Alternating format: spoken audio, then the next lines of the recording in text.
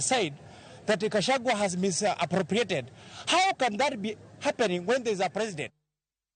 Chenro mar kawo pach jopiny oiparo mar thicho oko jalup jatend piny Rigathi Gachagua medo timore e kauntis mopogore e pacho ka. Watudore gi George Amolo achiel kachiel kowuok e kaunti ma Siaya mondo nyiswa ni to chenrono odhi nade. George Amolo, kinyalo winja makare, inyalo nyisowa ni to kwan mar oganda mane ochopo mar golo pachgi ne rom nade, to gin ang'o giri ma ji wacho e wi wach mar dwaro thicho oko Rigathi Gachagua?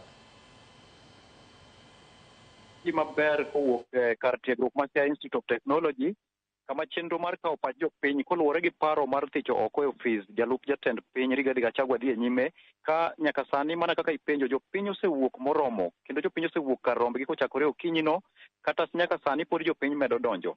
Mak mana ni king'iyo mopogore gi kuonde mamoko Milton, ibiro yudo ka e kaunti ma Siaya kae onge twak, onge kawo pach jopiny kokalo e yor twak.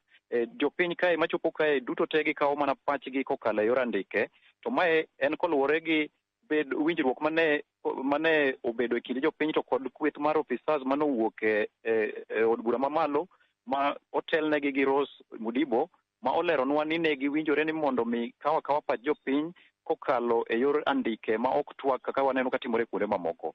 Kendo nyaka sani e thuolo machuok ma wawuoyo gi Mikael Rose Mudibo okonowa ni giseyudo kwan mathoth mokalo mag ji kendo nyaka sani forms mohingo 700 mosedwoki. To nyaka sani Milton, bende jopiny matin mane wawuoyo godo otemo pimonwa ni thothgi neno ni mondo mi jalup jatend piny Rigathi Gachagua odhi adhiya dala. Mak mana ni paro to wuok mopogore opogore koni gi kocha, ka moko kuomgi to neno ni kada ber to jatend piny William Ruto kaachiel gi Rigathi duto te onego dhi dala, ni margi duto ne oyier gi otik achiel Milton.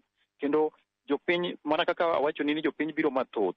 Inyalo paro ni kaunti ma Siaya nigi kuonde chung' od buche 6 kama oting'o Alego Usonga, Bondo, Ugunja, Ugenya, Gem to kod Rarieda, maduto te ne gin jogo mabiro mondo mikaw pachgi e kar tiegruok ma Siaya Institute of Technology Milton. Erokamano ahinya George Amolo kuom ripot makamano mawuok e kaunti ma Siaya. Ka pod watudore gi jofwambo mawa mawuok kuonde mopogore opogore, wadhi e kaunti ma Mombasa kama George Aoko bende nyisowa kaka weche ne chalo yo Mombasa. George Aoko, kinyalo winja, nyiswa ni to Mombasa ji owuok marom nade, tang'o giri ma giwacho kuom paro mar chik ma thijo oko jalup jatend piny Rigathi Gachagua. Erokamano ahinya Milton, awinji maber kowuok e kaunti ma Mombasa mane nyer machuok mosekalo. En romo ma sani koro wacho ni oserumo mane timore e hall mar Tononoka kae. Kuma waneno ka oganda makwar noyudo e romo ma kamaendi kowuok e ute bura duto 6 mantiere e kaunti ma Mombasa. Kagikone gin bende ne gibiro mondo mi gigoli pachgi kotenore gi paro mar dwaro thicho oko migosi kata jalup jatend piny Kenya mano migosi Rigathi Gachagua.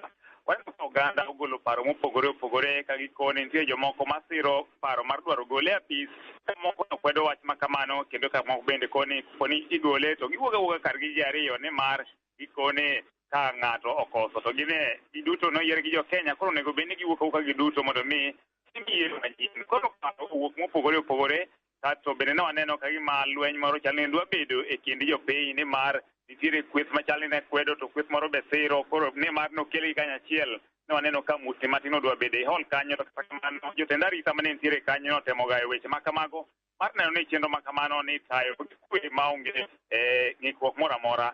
Nyaka gie sani romono oserumo ayanga kendo ji nosewuok, ji ogolo pachgi, kochok pachgigo ka jotelo manotelo ne nyasino bende koro